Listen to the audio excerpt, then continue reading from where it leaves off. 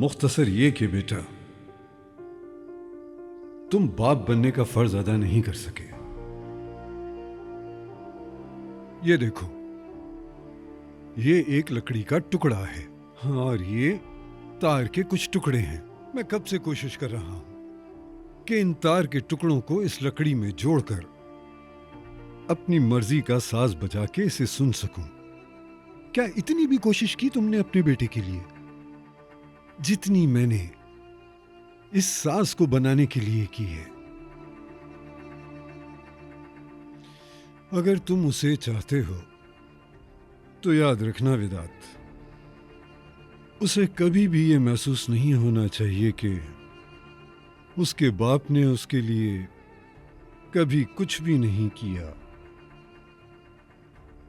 वरना वो अपने बाप को कभी गले लगने नहीं देगा अपने। इतनी दूर मत जाओ उससे कि वो तुम्हें भूल ही जाए।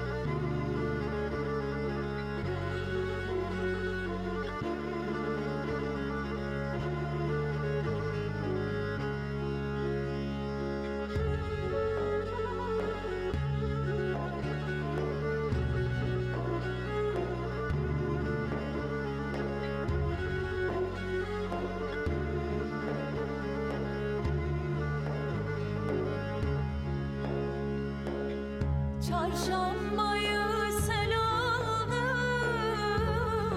bir yar sevdim, el aldı, aman aman. Bir yar sevdim, el aldı. Keşke sevmez olaydım, elim koynumda kaldı, aman aman. Elim koynumda kaldı. Ay neymiş neymiş, aman aman. Kaderim böyleymiş.